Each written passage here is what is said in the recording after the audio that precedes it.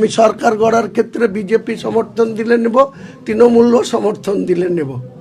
দেখুন, এই হামলা বা এই যে বিরোধিতা, যে তৃণমূলের আস্ফলন, এটা সাময়িক।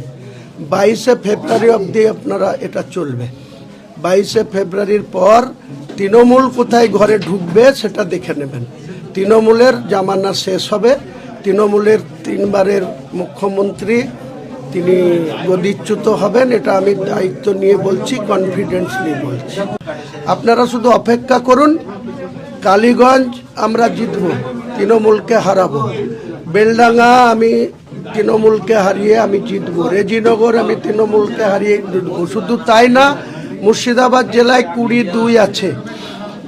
17তম বিধানসভার 2রা মে 2021 যেদিন রেজাল্ট হয়েছিল, সেদিন মুর্শিদাবাদে 20টা তৃণমূল পেয়েছিল, 2টো বিজেপি পেয়েছিল। কংগ্রেস শূন্য, সিপিএম শূন্য, আইএসএফ তো শূন্য আছেই, শুধু নওশাদ আছে ওখানে।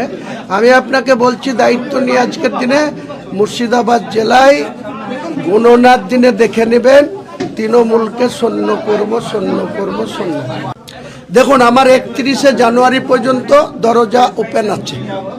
সিপিএম এর জন্য ওপেন আছে, কংগ্রেসের জন্য ওপেন আছে, আইএসএফ এর জন্য ওপেন আছে, 3টে দলের জন্য ওপেন আছে।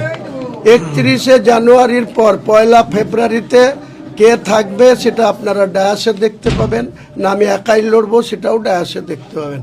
আমি 31শে জানুয়ারি পর্যন্ত তৃণমূলকে হারানোর জন্য আর বিজেপিকে ক্ষমতায় বসতে না দেওয়ার জন্য আমার রাজনৈতিক দল, সেই মিশনে যদি কেউ আসে ওয়েলকাম, না আসলে আমি হুমায়ুন কবির একাই জনতা উন্নয়ন পার্টির পক্ষ থেকে 182টা আসনে প্রার্থী দেবো একাই, এবং আমি 100 আসনের বেশি আসন জিতে আগামী দিনে বাংলার রাজনীতিতে মিরাকেল করে দেখাবো।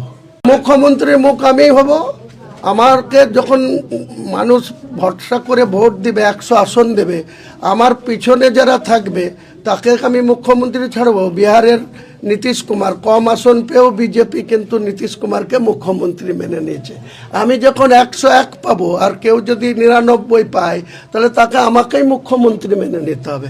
আমারই ডিমান্ড থাকবে যে আমি রাজ্যপালের কাছে আমি 148-এর সংখ্যা দিয়ে সরকার গড়ার ডিমান্ড করব। বিজেপি আমাকে সমর্থন দিলে নেব। আমি সরকার গড়ার ক্ষেত্রে বিজেপি সমর্থন দিলে নেব, তৃণমূল সমর্থন দিলে নেব।